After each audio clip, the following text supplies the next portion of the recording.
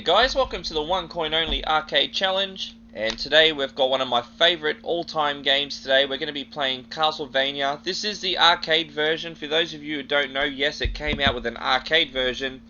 We're going to go through that a bit more, so we'll insert one coin only, see how we can do up this playthrough. I highly recommend you guys get a cup of coffee or maybe a glass of Coke, because I'm pretty good at this game compared to a lot of the other ones I've played, so we might last for about 10 minutes or so here. First of all, I'll tell you a little bit about the backstory, since this is a game I'm very passionate for. There's probably 20 or 30 Castlevania games, but this original is still one of my all-time favourites. You play Simon Belmont, and you basically enter Dracula's castle, and along the way you'll encounter all sorts of monsters and cliche bosses like the Mummy, Medusa, Vampire Bats, Frankenstein, Death himself, and then finally, if you're talented enough and lucky enough, you will make it to Dracula himself. This has got a lot of cool gameplay elements too. You can't see on the top hand right, unfortunately, but there is a heart meter. It works the same as ammo. You collect all these hearts, and then whatever sub-weapon you've got, as you can see in the top middle of the screen, right now I've got the clock, those hearts allow you to use your sub-weapon basically. And you use your sub-weapon by holding up and shoot. And as for the buttons, you've just got an attack button and a jump button. I said shoot, but really I mean whip.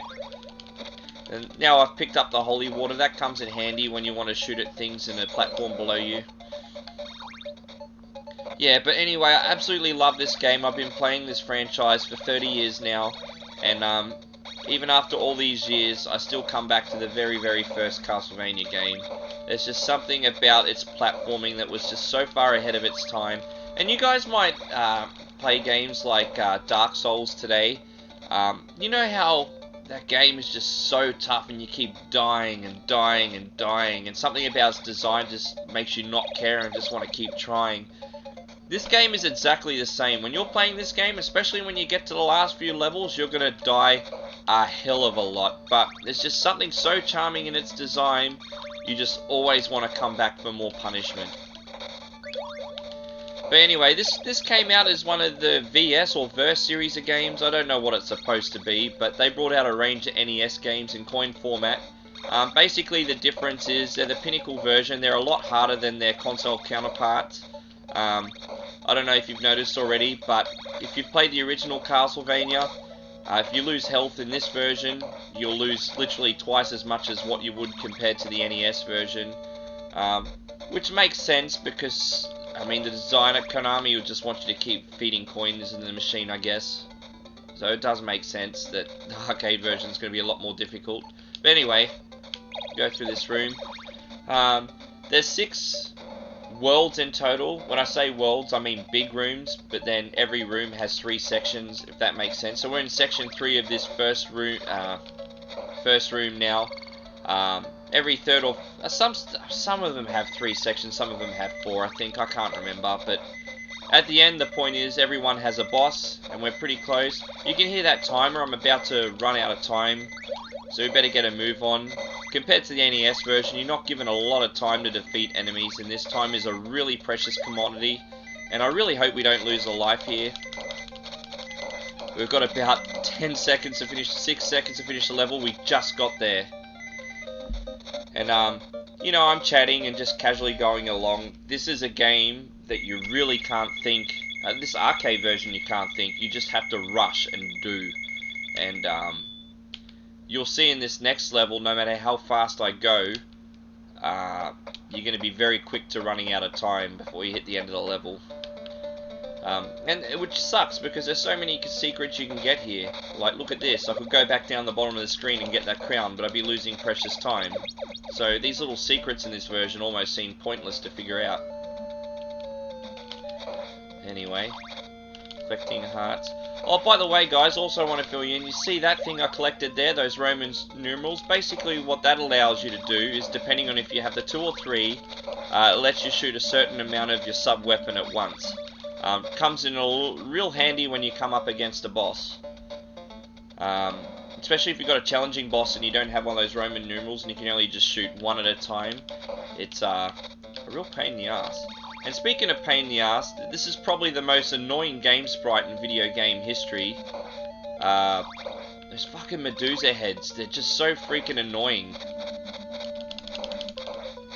Anyway, it didn't look like such a big deal there, but when you come up to more challenging platform elements in this game, you'll see exactly how annoying they are. This is a real challenge, this section. I was very lucky not to get knocked off a ledge. Spoke too soon. You bitch. There we go, we'll try again. By the way, that knife sub-weapon absolutely sucks. It's my least favourite weapon in the game. And when you die, as you can see, I've got a small whip again. It's just a matter of hitting these candles. When you've got your original whip, which is just a crappy leather whip, you get 2 item drops, whip item drops, and then your whip will be back to normal. It's very easy to get, it's not a big deal. There we go, got past that section, but then when we go back the other way, we have to encounter all over again. There you go, didn't really need that secret beefsteak, but I'll have it anyway. I just like secrets. Alright, so those Medusa heads are going to come up again.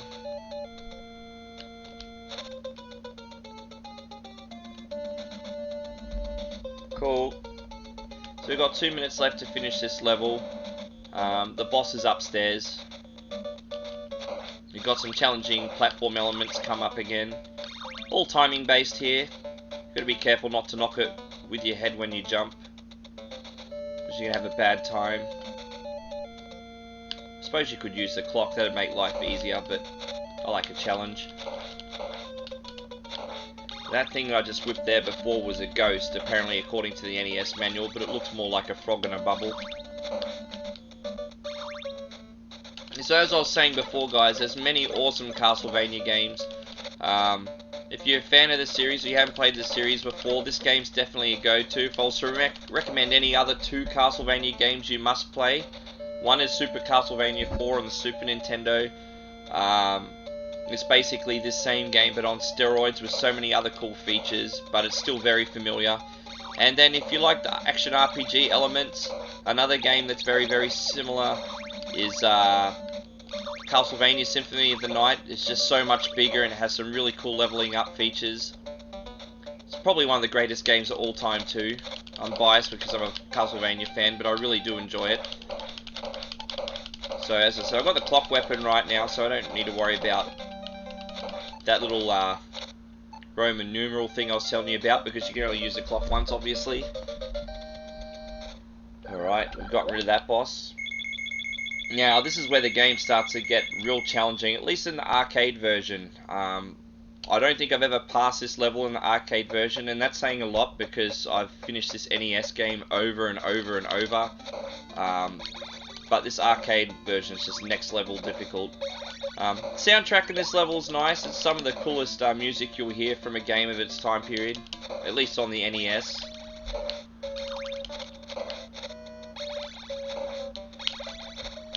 These are supposed to be like little hunchbacks, but they look more like monkeys.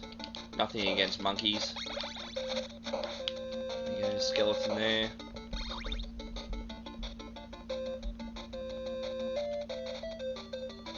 Again, this level is completely brutal with the amount of time it gives you to clear a level. Oh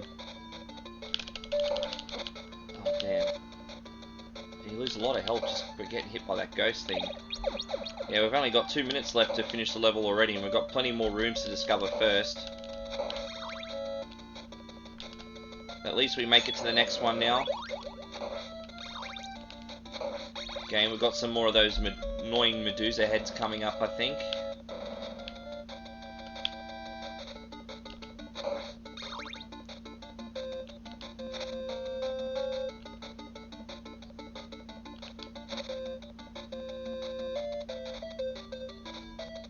Sometimes you just gotta run and not think about it. I think the clock's up here. Normally I absolutely hate the clock, because especially when you get in the later game, like it comes in handy with the first couple bosses, but once you get further into the game, the clock's pretty useless.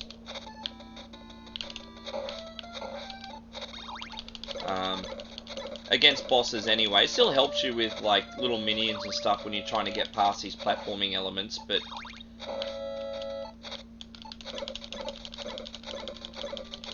there we go, we've got the next room. So this is the final room. We've had a good run here. Yeah, so So it's good for the actual level itself, but by the time you get up to a boss, you really want to have a proper sub-weapon. I keep accidentally hitting up an attack, so I'm using that clock even when I don't want to. It's annoying.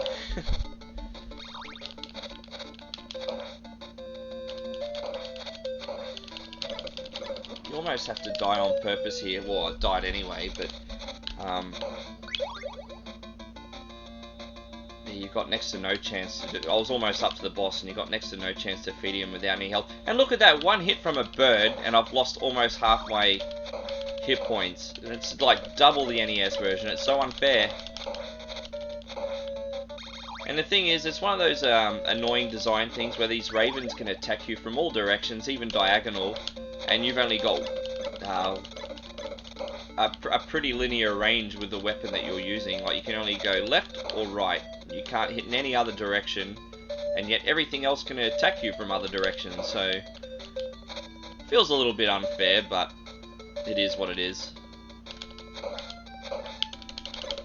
Looks like we're going to fight this boss after all. We might get past, oh my god. I think there's a beefsteak here too. Ooh, or knife's better than nothing, isn't it? Here we go.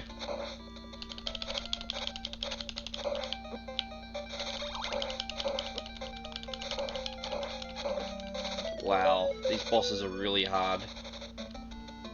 Did you see that? I whipped it a whole bunch of times and only took 3 health off it. Again, I think that's completely different to the NES version. Oh, gosh. I screwed up, guys. There's no chance now, but we'll try.